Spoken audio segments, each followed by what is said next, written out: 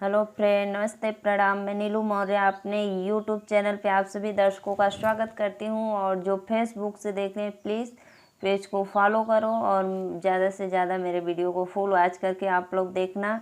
और मैं जा रही हूँ खुद सुपर हिट होली गीत सुनाने। आप लोग अपना आशीर्वाद और प्यार ज़रूर देना इस वीडियो पे।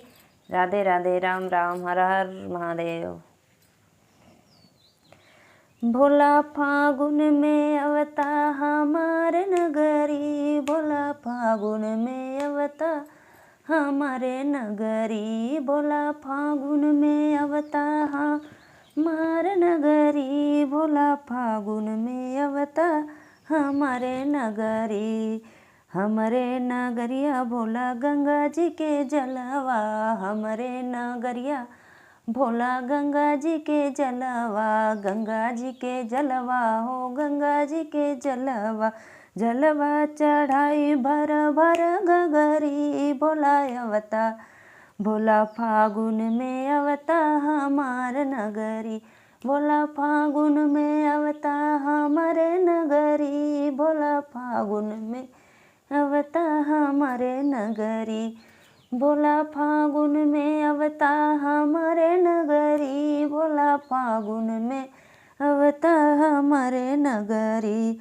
हमरे फुलवरिया शिवजी बेला के फुलवा, हमरे फुलवरिया शिवजी बेला के फुलवा, बेला के फुलवा शिवजी बेला के फुलवा, फुलवा चढ़ाई भर भर डलरी, भोला फागुन में अवता हमारे नगरी, भोला फागुन में अवता हमारे नगरी, भोला फागुन में अवता हमारे नगरी, भोला फागुन में अवता हमारे नगरी, भोला फागुन में अवता हमारे नगरी।